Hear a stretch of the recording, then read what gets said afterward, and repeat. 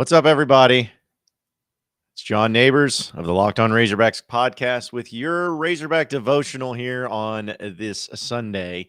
And I just kind of put this whole thing together, and I see that some people were really interested in this going down. I think I'm streaming it on my YouTube page as well as my Facebook page, my Twitter page. I tried doing Instagram. I don't even know if that's working or not, but either way, a lot of people are going to start joining in, and so we're going to have some fun with that. Just kind of recap the game. I'd like to do these every Sunday. I know that's a little bit more difficult because of the travel and the games and everything too. So that can be kind of a difficult thing, but I'm going to do my best to try to do it on Sundays and just have a little recap of the Razorback game within itself. But I know that there are a lot of questions, concerns, and things that went on yesterday. And I'll just say this. Okay. Arkansas won. They won the game. The most important thing that you could possibly do is win the game. And they did that, which, by the way, real quick, for all you that are commenting, if you want to comment on it, I don't know. I don't think I can see the Twitter comments, but I can see YouTube. We'll get to those at the end of the show. So if you want a question or comment or anything, I'll try to answer them as best I can at the end of the show. But Arkansas won the game 38-27 over Missouri State and the Fighting Bobby Petrinos. And it was pretty nasty. Like, it was pretty scary. I have never I think that most of us, when we started going into this game and started doing our predictions and whatnot, we thought, okay, well, it's an FCS opponent. They're not going to do very much of anything. It's not going to be very good because Arkansas's talent is just going to outweigh them. They're going to go out there and run the ball down their throats and everything. And needless to say, that did not happen. Did not happen, at least in the first part of the game. It was about as horrible of a start that you could have for a Razorback football game. Not only did you have the offense of Missouri State and Bobby Petrino just eating Arkansas's pass defense alive, but then you throw into the mix of you have two critical turnovers in the beginning part of the game with KJ fumbling the ball and then Rocket, which he really had a great game afterwards. But man, dude, the fact that he fumbled on the 1 yard line was literally one of the worst things that you could have happen. Like that was just the worst. So you just had everything go against you. You had a lot of things did not go your way, and offensively especially, which I think that led, which I'm not saying that the defense played great because they didn't. They had some really nice plays here and there, but they just didn't have a great start offensively. They got hit in the mouth defensively, and it was just a bad culmination of everything coming together. Because I think that if Arkansas said after that big play down the field with Ketron Jackson, where Arkansas just needed that 1 yard to get in, like if they score a touchdown there, ties it at 7, and I think it's a different game by then. But because Missouri State recovered the fumble, because they took advantage of it, you're sitting there and you're down 17-0. And I was sitting at the stadium. I know a lot of you were. I was just sitting in the stadium, and I was thinking to myself, is this real? Like, is this how it's really going to be? Bobby Petrino coming into Fayetteville and beating Arkansas, losing to an FCS opponent when you're a top 10 team. It's like, is this really how it's going to be? It sure looked like it there for a little bit. But give credit where credit is due. Like, Missouri State and Bobby Petrino came in with as good as you could ask. And even Coach Pittman said after the game, he's like, Coach Petrino had his team more prepared than me. He outcoached me, and I got to get that fixed. So I really applaud Sam Pittman for, owning up to that and manning up to that and being able to admit that, because that's not an easy thing to do if you're a coach or anything like that. But they came in and they exploited the weaknesses of Arkansas defensively, and they were able to capitalize on mistakes made by Arkansas's offense. And that's why you saw the start. But even though you're down 17-0, you got to give credit for the Razorbacks bouncing back. Like, it wasn't perfect. It wasn't pretty at all times. Like, you like the interception that KJ threw, it really wasn't his fault. I mean, Trey Knox hit him in the hands and bounced off. Guy caught it there. Like, you just had things like stuff that's fixable, but things not go your way, and you still bounce back. You still made plays, You still hit it where it counts. I mean, you had a punt return for a touchdown, which was awesome. Like I just feel like there's never enough. But man, oh man, was that a beautiful, beautiful play? Like that was awesome. And so this is how I'm going to look at it. And we'll get into some of the more details here as far as stats and looking at guys here in a second too. But here's how I am hoping. This is again, because this is a devotional. We do some fire and brimstone, but we also do some faith and some hope. Here's what I'm hoping for. My hope is that this was a wake-up call to this Razorback football team saying, holy crap, we got lucky to get out of there with a win. We are not where we need to be. Obviously, we got a lot of work to do. And the worst and most difficult part of our schedule is coming up. We got to wake up and get going. I'm hoping that this was a very humbling experience for Arkansas to where they can now look at themselves in the mirror and be like, yeah, we ain't arrived yet. Like we still got a lot of work to do. And I think that that'll be a big part of it. I think that they will have that mentality. They will have that idea of like, you know what, let's get out there and let's get better from this. We got out with a win. We have some pretty glaring issues. We have some problems, but they're fixable for the most part. Let's fix them. Let's concentrate. Let's focus and let's move forward. Let's leave this game behind us and move forward. That's what I'm hoping is actually going to happen. KJ Jefferson really played a great game, other than the fumble. I mean, that was obviously the bad part about it, but I mean, you couldn't ask for more out of what KJ Jefferson was able to do. And in fact, I'm looking at his stats, and okay, yeah, I was about to say they put the link out on the different stats. I'm like, wait a minute, that's not right. I got to pull up the actual right stats. But like KJ Jefferson, other than that fumble, he did not. Because we'll get to the defense. We'll start with the offense. KJ Jefferson, again, other than the fumble, was awesome. 19 of 31, 385 yards and 2 touchdowns. Did have that interception, but the interception was, again, that was a Trey Knox problem. That was not him. So KJ was awesome. Made the plays, especially down at count. Those deep balls he threw were beautiful, especially the ones with Matt Landers down there. I think that was awesome. And yeah, so that was pretty, and that was really nice to him to see. So he had a great game. Again, other than the fumble, he was pretty much as good as you could ask. Rocket Sanders was, man, that dude, and he had another thing. He had that fumble. That was bad, and that was crucial. But take that away, man, oh man, like, did he make up for it? You're talking about a guy that goes out there once again, rushes 22 times for 167 yards and a touchdown. And then it might as well have been a rush. I know it's technically considered a pass, but that little shovel pass that he had right there at the line of scrimmage that went for 73 yards and a touchdown. I mean, you're talking about a ton, like almost 300 yards total offense alone from Rocket Sanders. I really wish they would count those shovel passes as a rushing stat, because that would be so much more fun.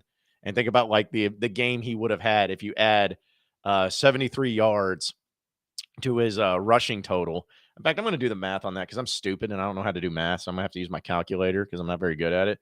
Because if you would have counted that as an actual rush, he would have 240 yards rushing last night.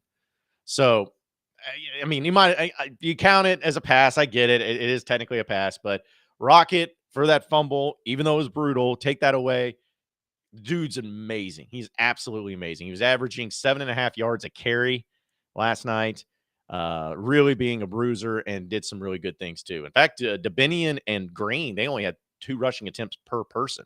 So it was really by the bulk of Rocket, and KJ only ran the ball 9 times. He only had 9 carries for him. So it was a good game at him. Matt Landers was awesome. You know, ever since he had that drop against South Carolina, Sam Pittman also addressed this in the game. He's like, yeah, that's something that really impacted him, and he was really upset by it. And, you know, he needs to get better from that, but he's responded well. He had a great game, 7 catches for 123 yards.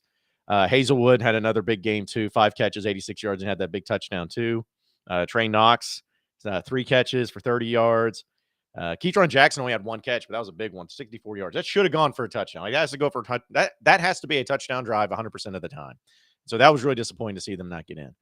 But overall, the offense did pretty well. They should have done better, but they did pretty well. They started off as bad as you could ever ask, but they responded. They kept grinding. They kept getting after it.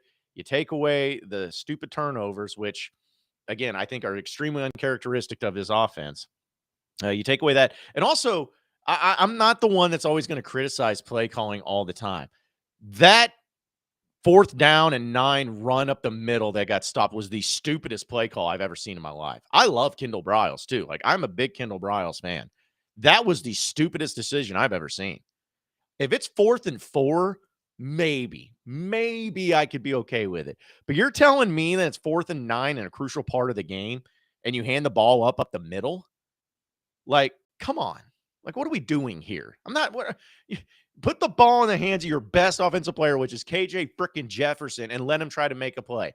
Try to go downfield, try to find someone open. If he's not there, the offensive line did an outstanding job of pass protecting. So if he can't find anybody, turn on the wheels and go get the first down, but don't run it up the middle to Rocket Sanders on 4th and 9. That was stupid. So, I mean, you're like, think about those 4 things. The fumble by KJ to start the game, the fumble by Rocket at the 1-yard line, the bad interception that should be a catch every single time by Trey Knox, and that stupid 4th down call. Take away those 4 things, Arkansas wins this game going away. But that's not the way it works. We can't always look at it that way as far as hindsight goes.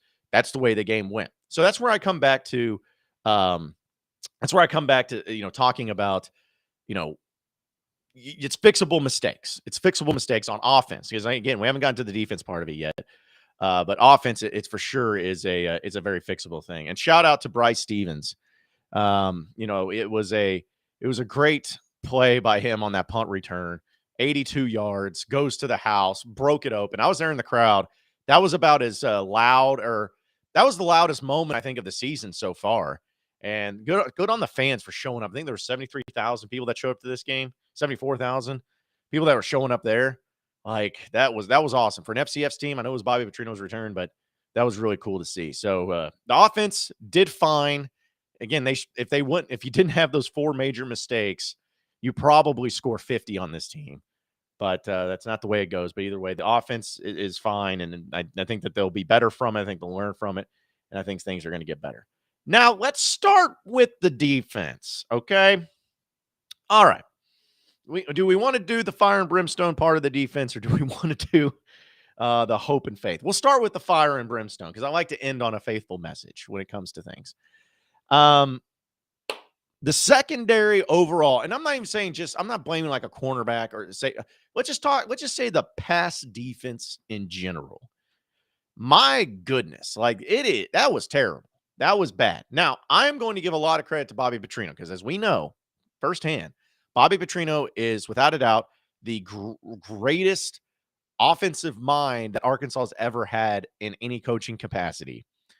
And the dude can scheme. He can draw up some plays. And I almost enjoyed, as much as I hated seeing Arkansas, get scored on and stuff, part of me almost got joyed by seeing it because it's like such a nostalgic thing, like a reminder, like, holy crap, yeah, this is a Petrino team.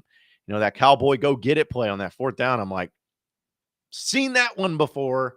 So just watching all that was kind of a cool thing. And I don't mean that in any like weird way. I'm just saying like it was nostalgic. But there's no doubt that's Bobby Petrino completely and totally exploited the weakness of Arkansas's passing defense. And he knew it. He knew it going into the game. He's like, I see this. And they took advantage of it. Like they blew it up. And it's a problem. And there's no doubt about it. The safeties without Catalon, like Simeon Blair, I think he's a fine player at times, but he was not having a great game yesterday.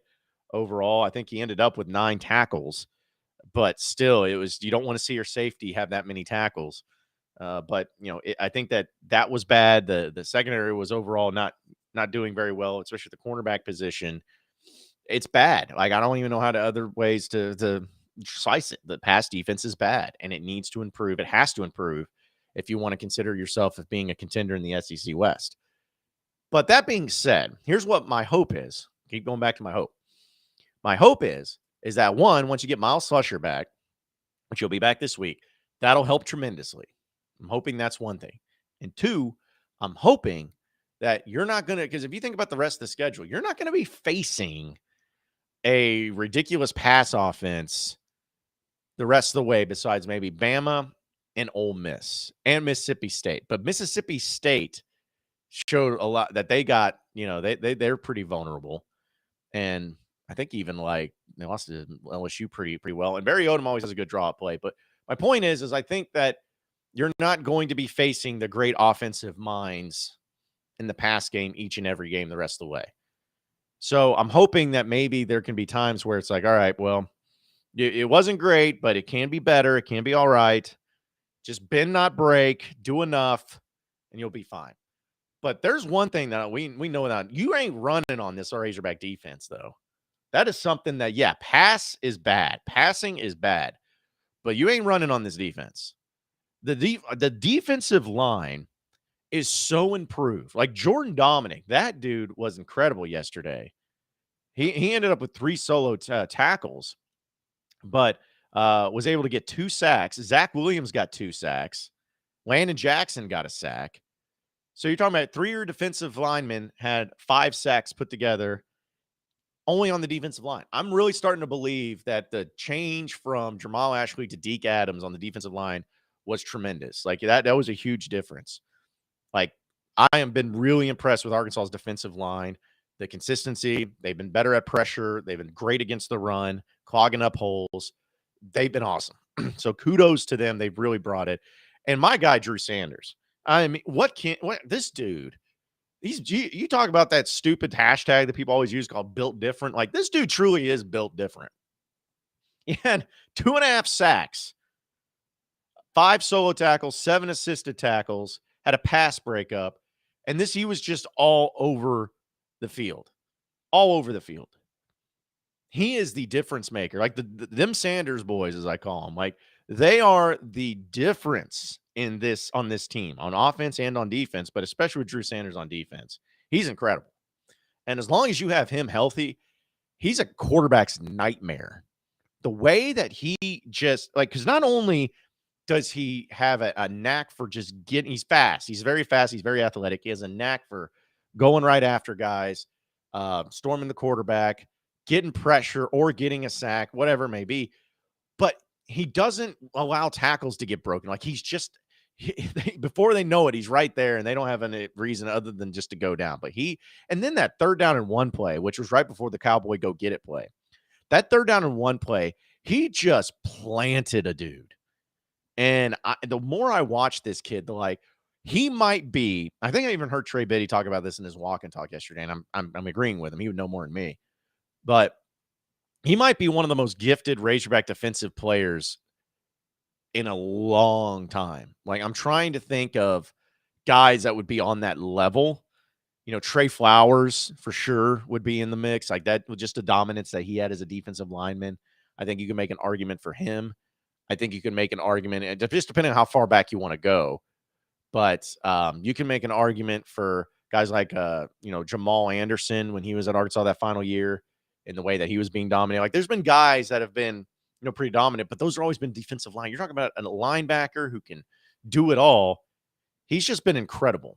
And so as long as he's healthy, as long as he's good to go, this defense is always going to be in the mix. But that's pretty much the deal with this defense. You cannot run on them. I don't know why anybody would even try running the ball on Arkansas. Just don't. Pass it, because that's going to be your best chance. You're not running on them. But you can pass on them, as we've seen. That is a thing. That is a possibility. You can do that. So I just think that the more we see this defense, we start to see the issues that they have. There's no doubt that there's issues. Like we're just being honest about it. But I still believe that if you get Miles Slusher back and he's better, I think Dwight McLaughlin and Hudson Clark are fine. Like those cornerbacks are fine. The safeties have been an issue. The nickel position has been an issue. You get burned a few times too, but you make up for it. Like I think that it's not as bad. It's not just like one player or 2 players or all players are bad.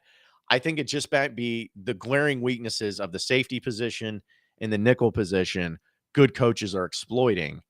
And then basically by association, the entire pass defense is really bad right now. So I'm not sugarcoating it. It is bad. but you still got some pieces. You still got some elements. You still are going to like Texas A&M. I know we're going to talk about that this week. They can't score. Like A&M's offense is trash. Now their defense is good. They got really good defense, but their offense is bad. Max Johnson can't score. Haynes King can't score. They can't score. So I'm hoping that this is maybe a perfect thing for Arkansas to go in to Texas A&M. Is like, if you're going to have a glaring weakness, if you're going to have an issue, at least it can be the counter to what A&M's biggest issue is, which is quarterback play in the passing game, because that's Arkansas's weakness. So you're hoping that maybe that can offset each other. But yeah, you got to get that fixed. You got to get better from it too. I'm glad that they won. I really am. I'm glad that Arkansas won. It was not fun at times. It was a little stressful there in the stadium. And I know that, Arkansas is not going to go up in any people's minds. People are going to say, well, maybe they're not as good as what we thought. Maybe they're not worthy of a top 10 team, yada, yada, yada. And that's fine. Like, I'm not going to hate on anybody for thinking differently than that, because it's absolutely the case. I mean, if you look like you do and you barely beat an FCS team and they were beating you for the majority of the game, it's really hard for you to say, yeah, you're still just as good as I felt last week. But I think you'll be fine. I'm hoping this is a humbling experience to where you clean up a lot of the problems that you had going on, and that you move forward into the next step. And you got it, because this is where it's get grit and grind. Like, you're 3-0. That's all that matters in the end. You're a quarter of the way through the season, and you are 3-0. You're undefeated. But these next 3 games, especially, probably just throw in the next 4 games, it doesn't get any worse than that. I mean, you got A&M into Arlington, Bama in Fayetteville, at Mississippi State, at BYU. That's 4 straight weeks of it. You're going to have to bring it. You're going to have to bring it. So I like them against A&M, though. I really do. A&M is extremely beatable. They don't look great offensively. And I think I like even though A&M's defense is really good, I like Arkansas and their offense against A&M's defense. I really do. So that may be the key. Like, does Arkansas's offense outperform A&M's defense, or does the defense for A&M outperform Arkansas's offense? Whatever happens in that matchup, I think ends up being the difference in the game. Because I just don't see A&M scoring a lot of points against Arkansas. I really don't. They didn't score points against anybody so far this year. And of course, I'll say that I'll probably eat my words and they end up going for like 80, but I doubt it. I really do doubt it. So, anyways, but that's my take. I really thought it was a fun game to go to, because it was just fun watching really cool, creative plays and offense, and the comeback was fun, and everything. And I think that you've seen the playmaking abilities of some of these players that Arkansas does have. It was really on display, but. You got work to do. Still got work to do. You're still a top 10 team. Your consensus, both AP and coaches poll, still have you at number 10. You didn't move up, which you shouldn't have. So this weekend against A&M, who beat Miami 17-9, we'll see how it goes. We'll see how it looks. But you're still in good position. You're still 3-0. And at the end of the day, that's all that matters.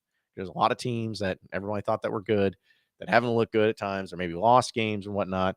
Like, it could be something there too. So a lot of people are here in the chat. I'm going to try to get to all of the chats that I can. So if you have any questions or any comments you want to make, put them in the chat. I'll try to get to them all. No guarantees. But we're going to try to roll through them all. And I think I can put these up here, right? Does that work? Is that how it works? Let's see, hold on a second. I guess see that. Oh, I can do the overlay there. That's weird. Can I really do that? Oh, here we go. See, I'm still learning this stuff. Okay. George says, Petrino has been playing this game, planning for this game for 2 seasons. Arkansas did a great job considering that fact. Yeah, I mean, you got to give all the credit to Petrino and the Missouri State Bears. Like, they brought it. They brought their A game. Arkansas did not, and they took advantage of it. Let's see. Scott says, my prediction for the game was off pretty bad. Yeah, same, brother. Same. The only prediction I've made this year that's kind of been close is actually South Carolina, which I called like a 14-point win, and they did. But yeah, other than that, it's been pretty tough. Let's see. Richard says also D-line and linebackers are saving us. Yeah. I mean, the D-line, I can't tell you how impressed I've been with the defensive line for Arkansas. Like, they are so much more improved from last year. And Deke Adams, I think, has done a great job. I think he's a lot of the reason why. So, Jordan Dominic's been great. He's looked great. Zach Williams is coming along too. He's starting to get at it. I even like what we're seeing from Landon Jackson. He's a guy that a lot of people, when I talk to people from LSU, they're like, oh, that guy's a scrub. I'm like, well, he looks pretty good now. So that's the way it's going to be. Also, George says if Arkansas plays the rest of the season the way they play in the fourth quarter, they'll be super tough to beat. Yeah, well, I agree. Let's see. Jeremy says Drew Sanders and Rocket and KJ are saving this team. I don't say they're saving it because the offensive line's still really good. I mentioned the defensive line. The offensive line was incredible. They gave so much time to KJ. The defensive line has been great. I think the wide receivers overall have been pretty great. They've had some drops here and there, but they've been really good. Jaden Hazelwood's awesome. Trey Knox, he had a drop, but he's had some plays. So I don't say they're saving them. They're definitely the best players on the team, but to say they're saving them, I think is a little bit crazy. Zachariah says it's better that this happened against them and not Ole Miss. Exactly right. I think that Sam Pittman hit the nail on the head in the press conference too, where he was saying, it's not that you look ahead to the next opponent. Sometimes you just don't respect the opponent in front of you. And I think there may have been an element of that for Arkansas where they just thought that they were going to roll in against Missouri State and win. And yeah, that wasn't the case. Let's see. Brandon says, I think we needed this game. And it also shows you there's a different Arkansas team because this year's past, we would have just lost the game. Yeah, no doubt. And that's where I'm like, silver linings. You still shouldn't have had it that close. You did not play great. You did not play great. But you came back after being down 3 possessions at home. I don't care who the team is. That's impressive to do. You ended up winning by 11. You were down by 17 points, and you came back and won by 11. I don't care who you're going up against. That's impressive. That's making adjustments. That's making plays. That's big time. Let's see. Also, let's see some Zachariah says it was a ballsy decision, but if they got the first, you wouldn't say it was stupid. Oh, and that 4th down play. Well, yeah, that's anything. Like, you could literally start the game. Like, it could be like 4th and 80 from your own 20, and you could run the ball up the middle with 14 minutes to go in the first quarter or something like that. And if it worked out and he ran it for a touchdown, you'd be like, well, see, it worked. That doesn't mean it's right. That doesn't mean it's the right decision. Like, it's still a dumb call. Yeah, if he would have gotten it, it would have been like, okay, but there's certain calls you just don't want to make in certain situations. That's a call you don't want to make in that situation. George says Arkansas is dead last in the country behind Bowling Green for passing yards around 15. Yeah, I mean, trust me, we know. We see that. We see that. Shadow Viper says just one of the games that has Bama's had theirs already. We've had ours. That's what I'm hoping. I'm hoping that everything just turns around and starts going the right direction and gets it done. Doug says, just want all the Clark haters to start hating on other cornerbacks. Seriously, like, I just don't get the hate for Hudson Clark. I mean, I do because I know people just want to hate on him. The dude's good. He's a good cornerback. He's not the greatest cornerback of all time, but he's definitely, without a doubt, one of the 2 best cornerbacks on the team. And I know that people are, that's not saying much. Well, they've done fine. He's graded out fine. So everybody because here's another thing too. I know I'm going to get on this, and everyone knows who watches and listens knows I'm a big Hudson Clark fan. If he's as bad as what everybody seems to think, then why don't all opposing coaches just go at him all the time? If he's as bad as what you say, you think the other coaches are just sitting there being like, well, I don't know about this cornerback. I mean, he's terrible, but, well, we're going to go the other direction anyway. We don't want to bother him. Like, no, they would go after him if he's as bad as what everyone tries to say he is. So, yeah, I ain't dealing with that. College Football with Ash says Blair on the 4th and 1 play made a huge mistake and let the guy get behind him. Yeah, that was on him. And in fact, Sam Pittman said, hey, we were in zero coverage on that play. Like, that's his man. This guy looked and he bit on that fake, and there he was. I mean, it was the exact same play Arkansas ran against Georgia in 2010, like with Ryan Mallett to Chris Gregg. It's a thing of beauty. Like, again, I hate it. But Petrino called a wonderful game, and it was so much fun to watch from that perspective. Jayhawk says, glad we would have won this. Glad we won this would have been a black eye. It would be difficult it would weigh any progress that we've ever had and lose to this one. They came to play, and we were still able to shut the door in the end. Yeah, that would have been, I would have just I know I've been so pissed off because I just bought my ticket to Alabama, and I spent way too much money on my ticket to Alabama. And I'm going to be like, are you kidding me? That game now I couldn't even get half my money back from that ticket. So luckily they played and they won. And I am so fine with that. George says, is it time for an assistant change in the defensive backfield? No. There's no change there. Like, Barry Odom's coach of the safeties and Dominic Bowen's coach of the cornerbacks. No, it's not like an assistant coach problem. You just don't have all the talent and the depth there. Like, I'm telling you right now, if you had Catalan 100% healthy and Slusher 100% healthy, would they be perfect? No, but they wouldn't be as bad as what everybody's saying and what you're seeing. You lost a preseason All-American and then your second best cornerback, or your second best defensive back.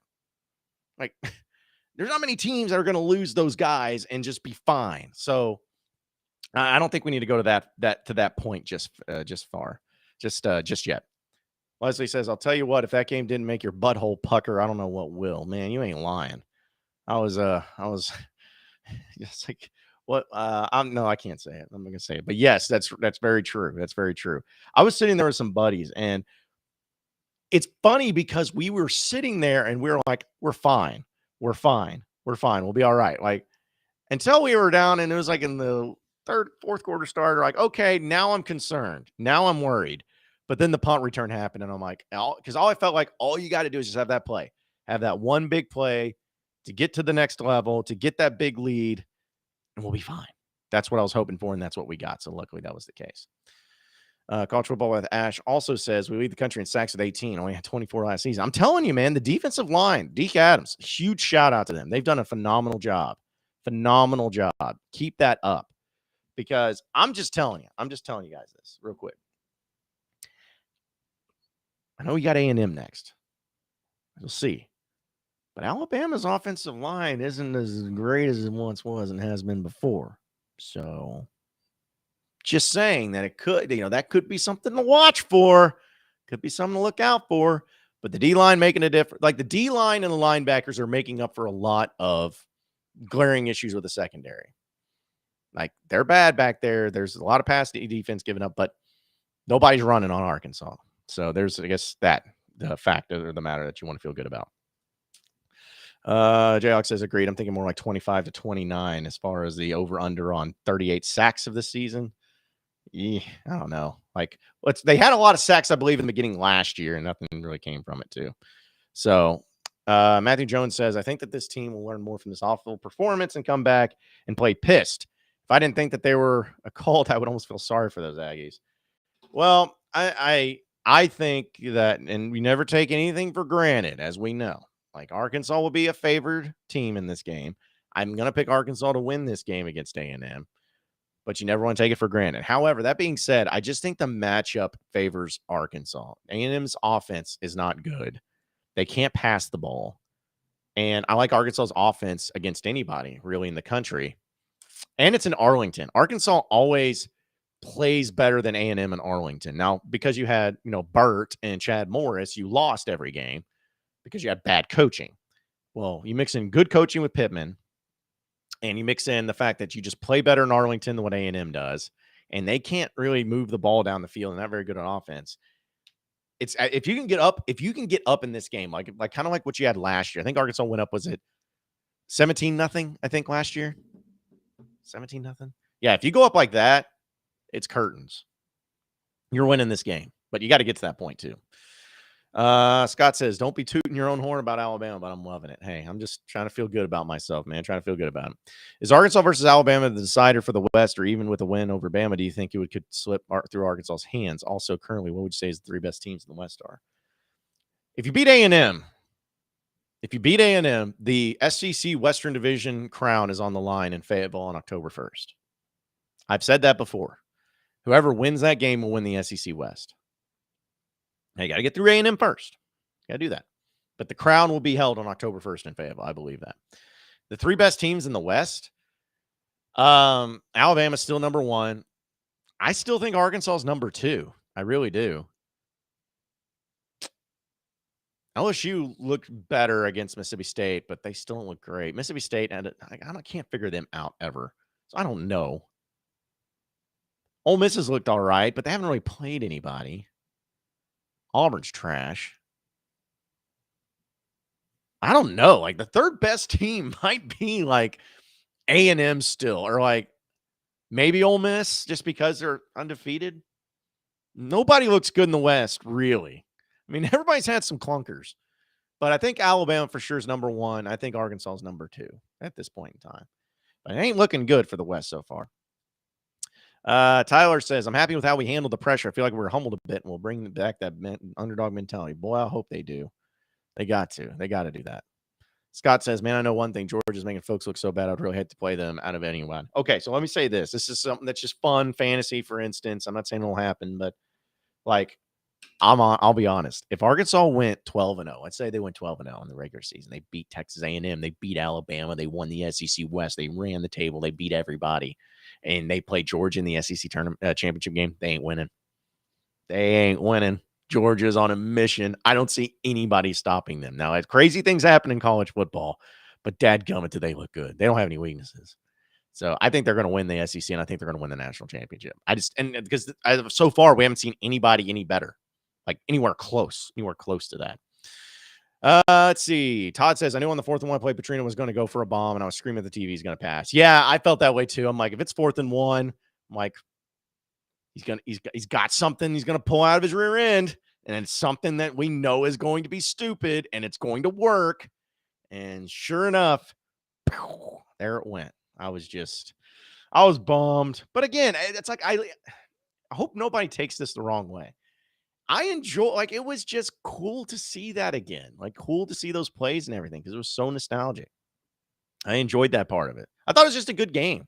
I know you didn't, if you're a Razorback fan, you're upset with the way it went, and I totally get that. But it was a fun game. It was entertaining. You had big plays by both teams. And so you got the win. And that's all that matters. Because here's the thing, like, people were bringing up, it's just like, oh, we're crap, we're doing this. Okay, the thing is, folks, if you go 12-0, no one's going to look back and be like, yeah, but they only beat Missouri State by 11. So, that's bad. No, you won the game. Who cares? Like, not saying that you don't have, you can't have concerns. You can absolutely, I have concerns. Like, I have problems. The pass defense is bad. Like, we all have problems. But it doesn't mean that you have to just crap on being 3-0 and be pissed about it. Like, that's dumb. Don't do that. Don't be that person. Don't be that fan. Richard says, I've been telling people to say humble all week. Maybe now they'll listen. Maybe now they'll do it, Richard. For you, maybe now they'll do it. Random username. Like it. Georgia's by far the most complete team in the country right now, but is only week 4. Yeah, I know. That's what I'm saying. Like, we only been through a few weeks, but nobody even looks close to what they're doing. Nobody. And also, Georgia doesn't even have a tough game this year. Like, I think their West teams they play is Mississippi State and Auburn. I think they're going to smoke those fools. They play in the East. And like, everyone's on Tennessee's balls. And I think that they're a good team that beats teams that they're better than. But I think that they will lose to teams that are much more talented than they will be. And Georgia will smoke. I think Georgia's going to smoke them. Kentucky may give them a fight. They probably, to me, would be the best bet of giving them a fight because they're very fundamentally sound. But they ain't doing it. Like, Georgia's just stupid. So I'm thinking that they'll be all right. Like, they'll be good. And who knows? Maybe if it ends up being Arkansas in the SC title game, we'll take it. But yeah, they're looking great right now.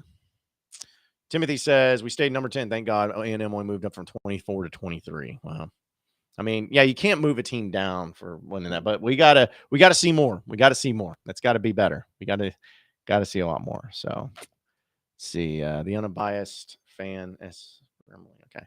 A&M showed off that offense. They just don't have Hogs 31-17. I'm all for it. Tyler says, how would you feel if we played OU in a New Year's Six bowl? Gee, let me think. I think I'll be okay with it. Like, yeah, I would 100% be okay. Because if you go to New Year's Six bowl, that usually means you won 10 games. And if Arkansas won 10 games this year, it'd be awesome. So yeah, I think I could find a way to be excited about playing OU in a New Year's Six bowl. Charles says, I don't know why people thought we were going to drop. You win the game, you ain't going to drop any. Well, sometimes you will win and you'll drop, but not in this part of the season where everybody does, like, nobody looks good but Georgia. That's what I was trying to tell people too. Like, yeah, we got problems. Yeah, it doesn't look good. Yeah, like, there are major things you got to work on. But it's not like that there's just like these 5 teams in the SEC that are just looking light years better than you. Like, Alabama hasn't looked awesome all year. They got some flaws. Like, it's fine. You'll be fine.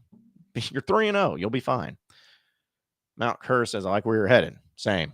Richard says Alabama beat Texas and dropped. Yeah. Well, see, sometimes that just happens too. But sometimes about the other teams that you go through as well.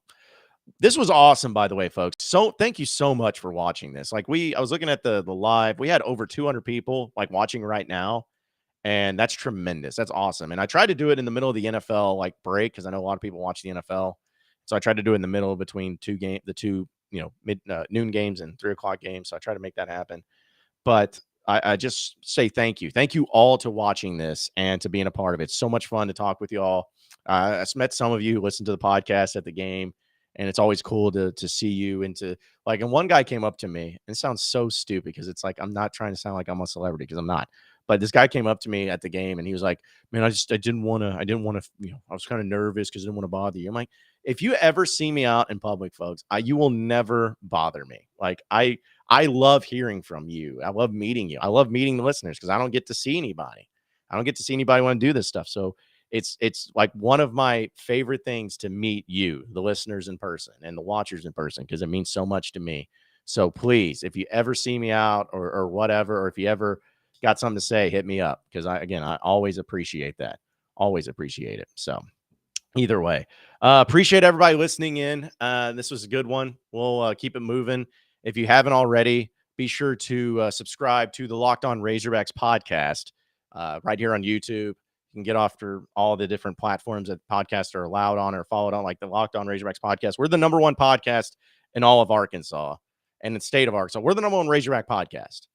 And we do that because we have fun. We be real about it. We blow it up. We do some cool stuff like this.